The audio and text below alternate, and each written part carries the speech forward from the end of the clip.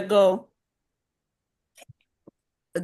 Hello, everyone, and welcome to our family engagement presentation. I'm Shantara Williams. I'm Helen Martinez. I'm Shane Peffley. I'm Barbara Gispert.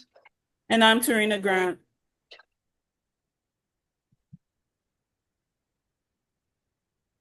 Um, so the community that we're going to be talking about is La Flor.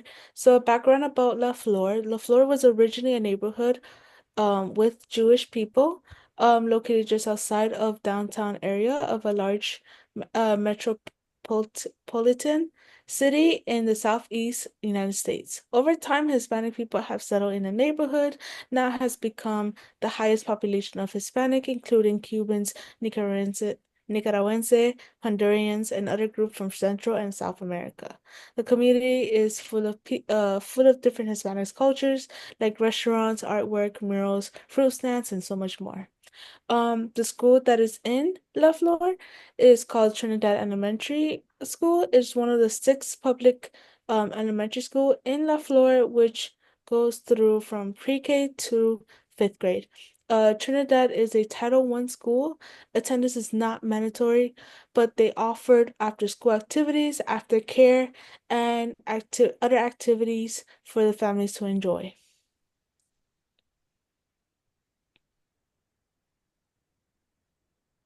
So at LaFleur, we offer home-based family engagement activities.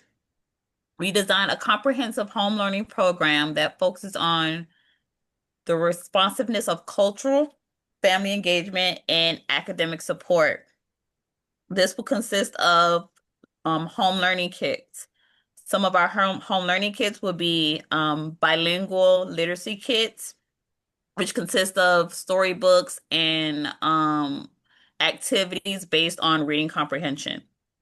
Also, we will have exploring our neighborhood activities where you would have maps and you will go on a scavenger hunt throughout your community. We also have the Family STEM Challenge, which STEM is science, technology, engineering, and mathematics. It provides a hands-on science and engineering that focuses on topics relevant to the community. Okay, so some of the communication that we could be using to communicate with families is messaging apps just like Remind or Class Dojo. These are the two apps that I think it works really best when communicating with families. Both of these apps um do have translations to English or Spanish to English, which the families can receive weekly updates, reminders, or photos about what's going on in the classroom or any school events. Parents can also reply directly to the teacher if they have any questions or concerns. Um, this could also be a weekly or daily report. It's really easy to access it if they have mobile device, and it's just a simple text that they can send through. So another one could be monthly family check-in. Families could schedule a phone call, Zoom meeting, or in person, however they like or they feel comfortable, whatever works with them. These type of meetings could be roughly 10 to 15 minutes. It is a one-on-one conversation. They could discuss about students' progress, behavior, or any insight of the family. Um, if by any chance, they are struggling to communicate, a better way to have this is by having someone who's bilingual or interpreter to be able to communicate more. And this type of this type of meeting can help families be seen and heard. Another one could be bilingual. Monthly newsletter is a one-way communication. It could be sent in print or digitally. It's just one way to send out to the families to let them know what's going on in the curriculum school, um, any events that is coming up, or any students' accomplishments. Um, this can also be sent in English and in Spanish. Um, Also, additional use of technology is a simple class website or a blog, just to let the parents know um what is going on in the classroom, any updates or any events that's going on within the classroom and in the school. Emails with translations, could have a more formal communication as needed. You can send one in English and in Spanish, or if possible, any other languages that could also be read.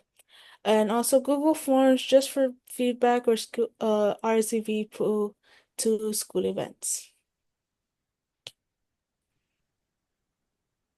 So now we're going to talk a little bit about parents and guardians as decision makers. So including families as partners in making decisions about their child's education is really important, and that can be done in multiple ways.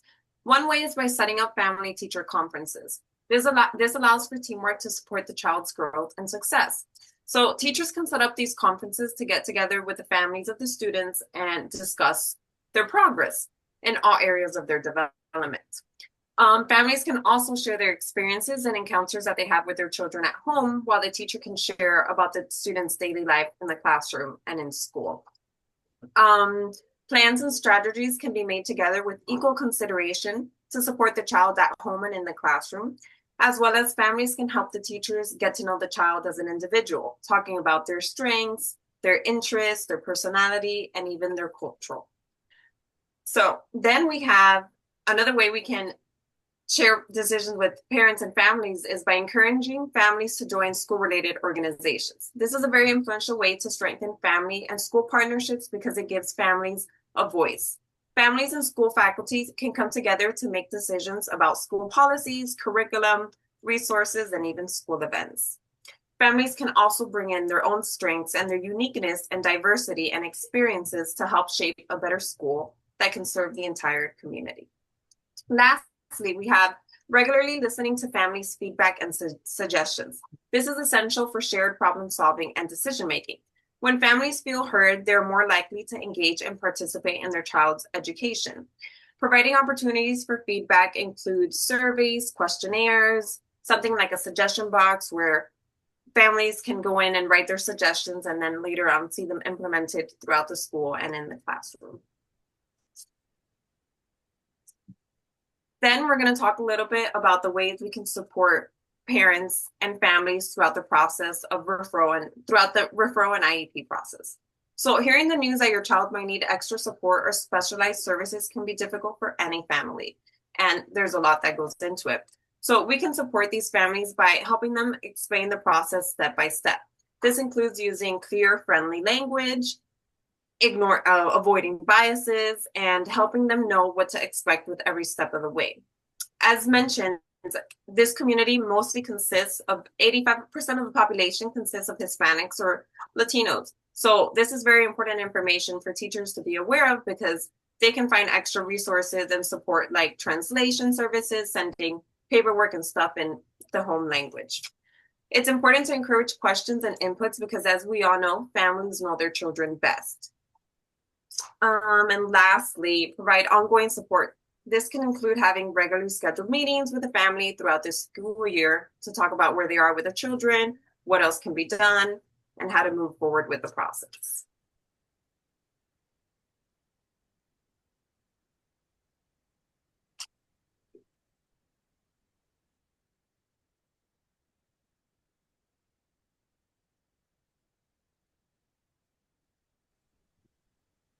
So we can support families in parenting skills through hands-on, culturally relevant programs that support both home and school success. So some strategies we can use are literacy development at home, and also combining that with our in-school events.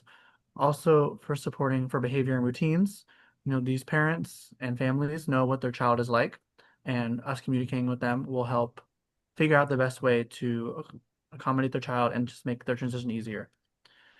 It's also good to have emotional connection and communication within our school as well.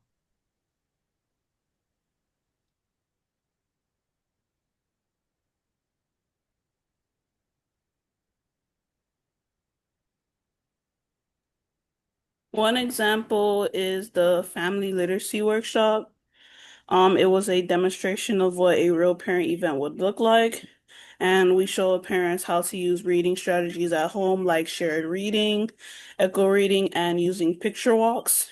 There were also hands-on activities like literacy games and a table where families could create their own bilingual storybook. This workshop was especially designed for Spanish-speaking parents and ELL families to help them feel confident supporting reading at home.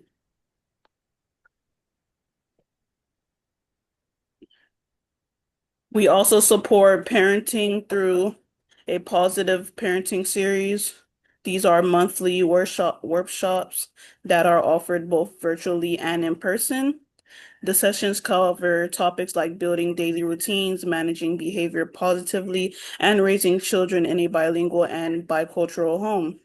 To make it accessible, we offer materials in both English and Spanish, provide childcare during in-person events, and send out updates through WhatsApp.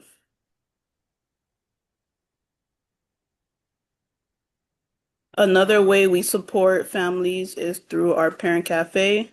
These are informal monthly gatherings where parents can talk about challenges and share ideas. We focus on emotional well-being and calm, connected parenting. It's also a way for families to build community. One special feature is the wisdom wall, where parents write down encouraging advice or tips to support one another. And we offer coffee and snacks to keep the atmosphere warm and welcoming.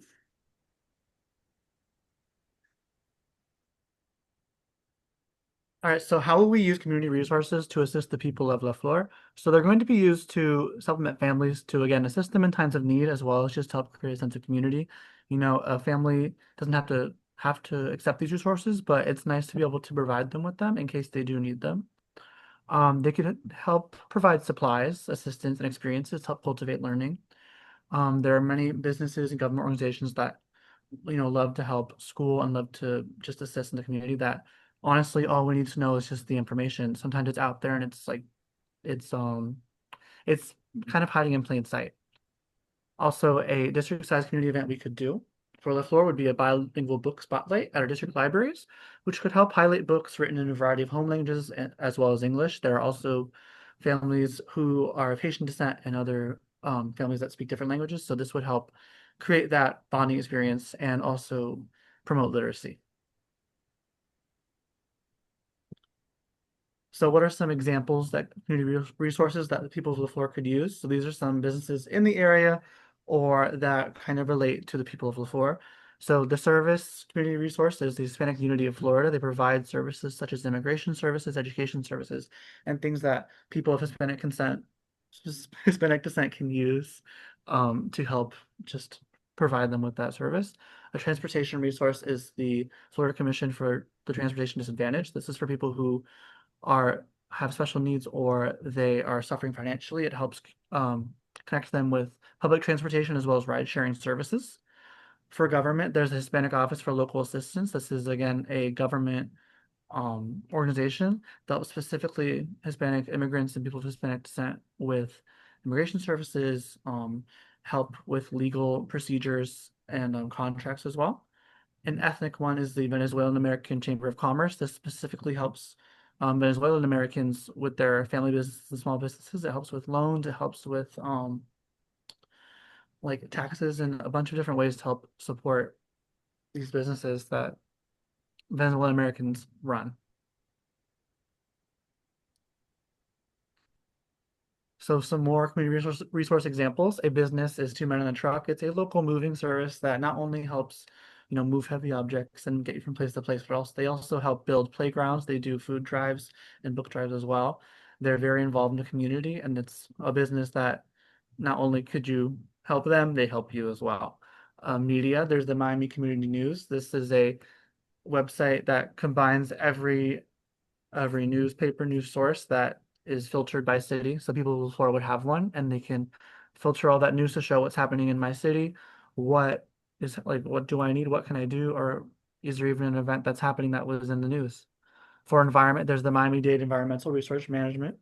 So this helps if there's any pollution in the area, or even things such as the grass is too long and you need help with that. They have services that help the community as well. So if the community of LaFleur needed help cleaning up, they're there to help as well.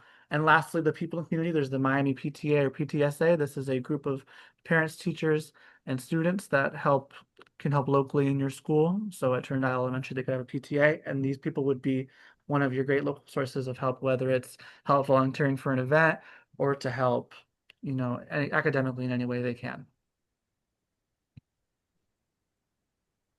So some school-based family engagement activities offered at LaFleur. Like Shane mentioned just a while ago, we have the PTA, which is the Parent Teacher Association. This is a very good program. It not only supports you as parents, but it supports the teachers, the students, and the school as a community. We will sit home bilingual flyers detailing different volunteer opportunities and how you as families can get involved. Another family engagement activities could be family culture days, where every family, each students could bring their family together and share their cultures, how they celebrate their cultures, and be able to learn from one and another. Um, Teachers could learn, other families could learn, and also students could learn. Family Literacy Night is another way that we can engage families into the school by inviting them into the school for bi-weekly or monthly themed read-alouds. Families can get together to do shared buddy reading with their children. They can work and draw on activities, as well as just having fun and getting to read more with one another. There's also Watch Me Learn classroom visits. So family members are invited to visit the classroom, see what their child is up to, and helps bridge the gap between the classroom experience and the family experience at home, which creates a better sense of community for our students. Family workshops can help engage families to work together to learn more. They can learn more about their child's development, strategies, and ways that they can implement at home to better help their children succeed. And thank you very much for listening us. Thank you. Thank you all for joining us. We hope you found this information informative.